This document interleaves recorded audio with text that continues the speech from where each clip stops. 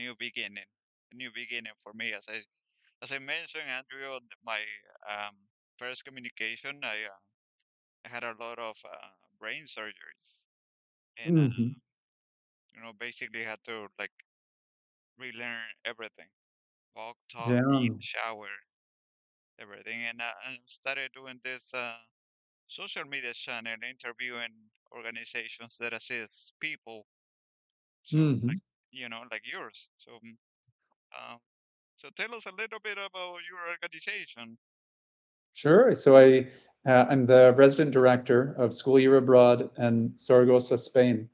And every year we bring a group of students from the United States, somewhere in the roughly 60 students or so, to Saragossa, Spain, to do a semester or a year of high school. Most students do this in their 11th grade year, although we do have some freshmen and some seniors. And they have an English class and a math class in English, but their other classes are in Spanish, and they live with host families. And the idea is to uh, um, strengthen their language skills, their intercultural competency, encourage their independence, and it's we really see phenomenal results with our students. The personal growth, not just academic. We certainly see a lot of academic growth,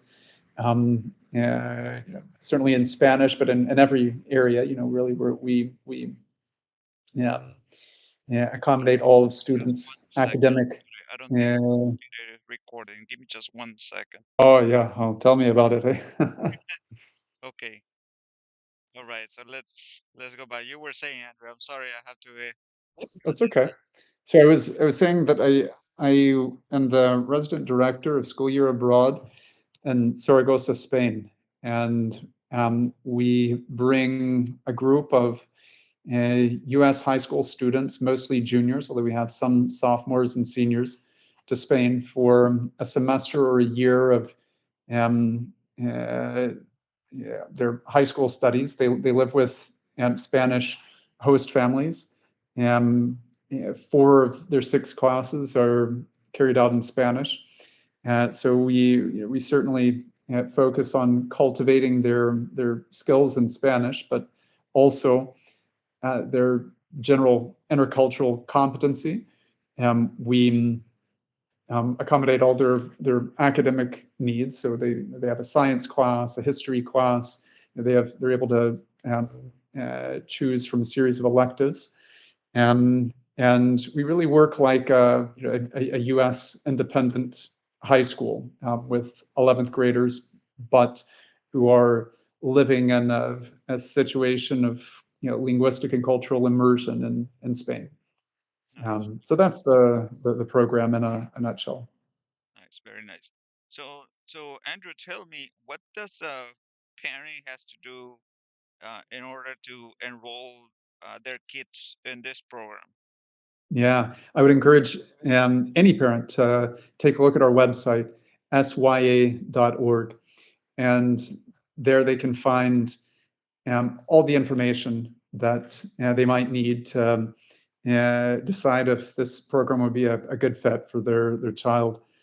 I certainly can recommend the SYA in the most enthusiastic terms. Of course, I'm a little biased as an employee of the organization, but it's really phenomenal what we see with students, how they grow, and their language skills, their cultural competency, all sorts of personal skills, their independence and confidence, and over the course of a semester or a year. So again, I would recommend any parent look at sya.org to see if this looks like it might be a good option. And I think in many cases, it's, I think many parents probably have never considered this option, that if their child spending a semester or a year abroad in Europe in another country.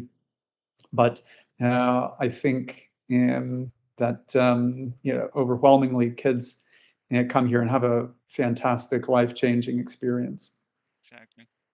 So is it 1 year, right? One school year? Yeah, students can stay for we also have a summer program, so that they can also listeners can also find information on our summer program at the same website, sya.org. And then we have a semester option and the full year option. In the summer program, is the summer like the same period as here in the United States? Yep. Yep. Usually it's between June and July. Okay, okay, okay, great. Okay. So, and Andrew, let me ask you if a parent we're all concerned about safety. So Mhm. uh, can they rest assured that their kid is going to be safe? Yeah, absolutely. Absolutely. So several thoughts to share.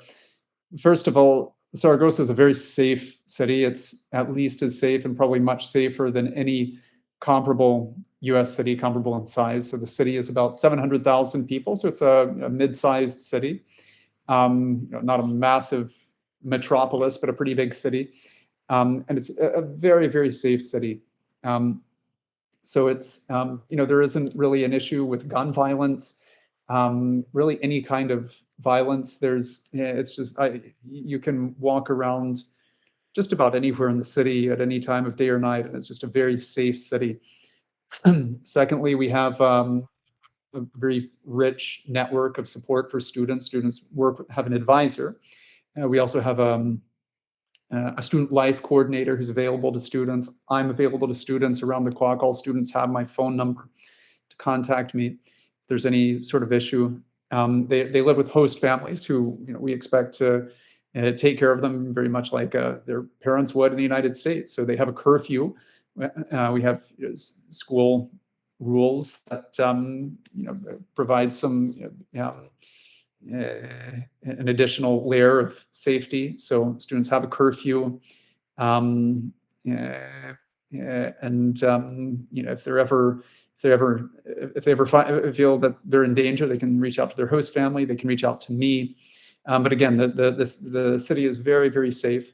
We have a school doctor and easy access to medical care. Even if students need to see a specialist, we can set that up very quickly and conveniently. So I think I can understand why a parent would be reluctant to Hmm. send their child away for a whole semester or a year. But the truth is, I doubt that you could find a safer arrangement for your child anywhere in the U.S. Really, in a regular high school, a public high school, boarding school. It's a very, very safe place and environment. And to become a host family, what are the requirements? Yeah, well, we have a host family coordinator who spends a lot of time communicating with host families. Many of our host families have been with us for many years. We have host families who've been working with us for a decade or more. So I think this year, for instance, I think we might just have one or two new host families. So generally, these are families that we know well. We've had good experiences with them before. We found them to be recommendable on the basis of previous students' experience. But um, our host family coordinator visits the home, interviews the parents, looks carefully at the room that we would assign to a student, and we have an agreement with host families that with certain expectations, um, uh, they have to be available to students. They have to involve the student in certain aspects of their family life and family meals, for instance.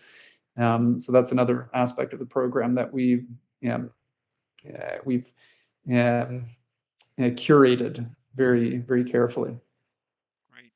And Andrew, can you share your website one more time? Website and Sure. maybe an email contact?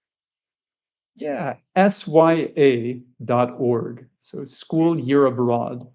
Okay. And our headquarters is in Andover, Massachusetts. So we And I should add that we have two other campuses. I'm speaking from the Saragossa, Spain campus, so SYA Spain. We also have an SYA France and Rennes in France, and we have an SYA Italy in Viterbo in Italy. So we have three separate campuses, and we yeah, we're fairly closely coordinated. A lot of our there's certain aspects of each program that are unique because of the host country, Mhm. and but it's generally we offer students roughly the same thing on the three campuses. So a student interested more in French could go to France, or and classics and maybe Italian could go to Italy. The only difference is with the Italy program, students aren't required to have a foundation in Italian, whereas students who come to Spain or France are supposed to come with a little knowledge of the language, maybe uh, 2 years of middle school, high school Spanish before they come. Okay. And Andrew, let me ask you, if a parent or a family does not speak English, for example, can they still get a hold of you guys?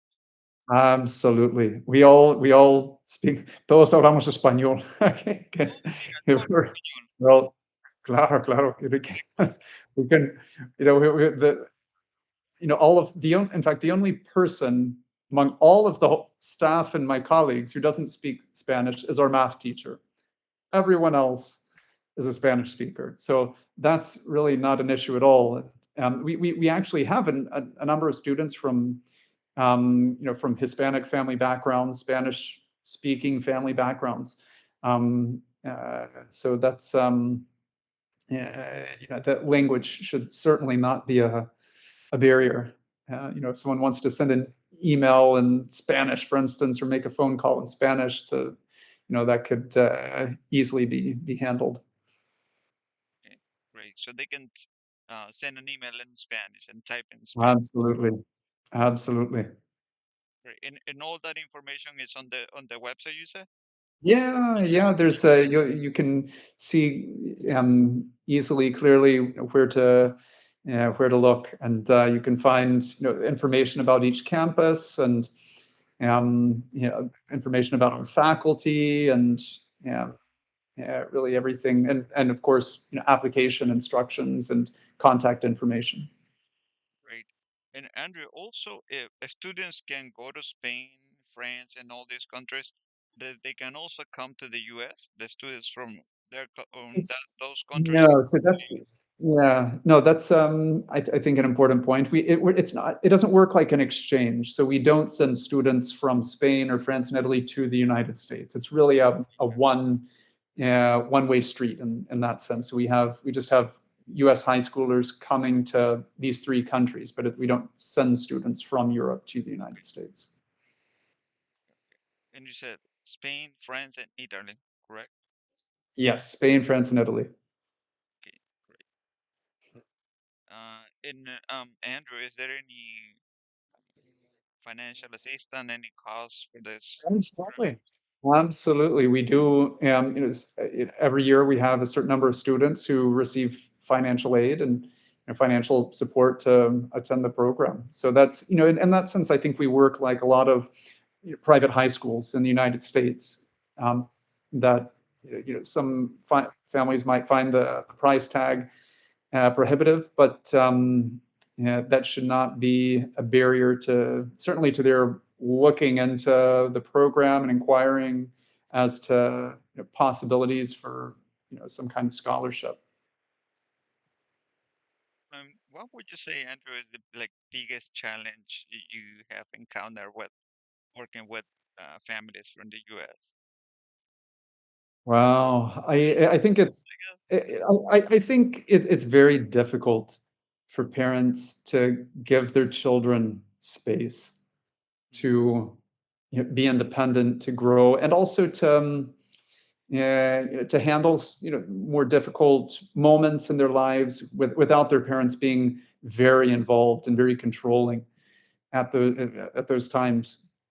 So I think sometimes I get calls from parents, emails from parents who are very concerned because their child they say for instance they spoke earlier that day with their child was unhappy, was frustrated, angry, sad, anxious, and so the parent becomes extremely concerned. I understand that. I'm a parent. I have a 9-year-old son. I totally understand. um, Given the distance, they can't be here to comfort their child and support them. And so I get an email or a phone call saying, where the parent is really very, very concerned about their child. And then of course, my first step is to get in touch with. Sometimes, the if the student is here at the school, I might just pull them into my office and say, what's wrong? How are things going? And if they're not at school, they all have phone numbers. I call them on the phone. And usually what I find is that they're fine. And what happened was they had a difficult moment. Everybody has a difficult moment. And almost every day we have a moment of frustration or anger at some point. And when young people have those moments, they call their parents and they just unload on their parent. And it's just, there's a lot of intense emotion. Um, and then they're fine. And so then the parent calls me, and then I contact the student. The student is totally fine. And this happens very frequently. And the problem isn't nearly as bad as what the parent expected. And I follow up with the student, check in with them, but they're actually having a great time. It was just, there was a bad moment. And so I think um, it's difficult to help parents um, manage their concern, which again I totally understand.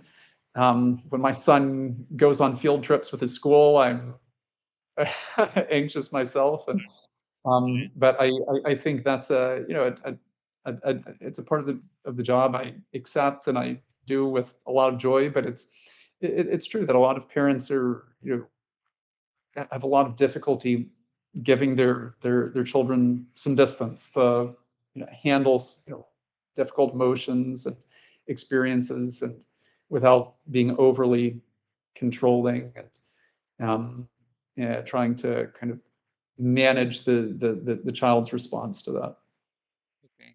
And Andrew, let's say if a family has certain ideas or customs, like for example, religious or um, in my case, I'm vegan.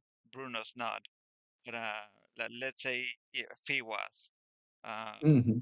Muslim or I don't know, different type of ideas or customs, will you guys work with that?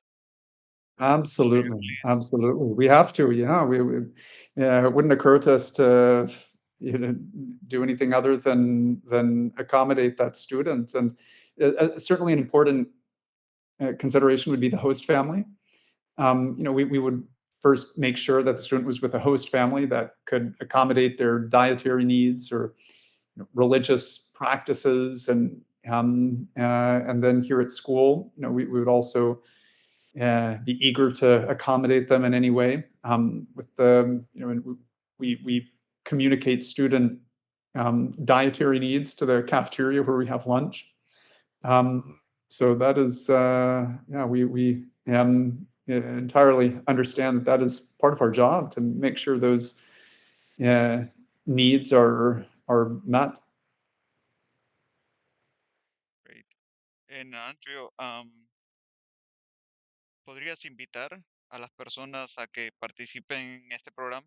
Invitarlos a tu website. Por supuesto, si quieren visitar la página es sya.org.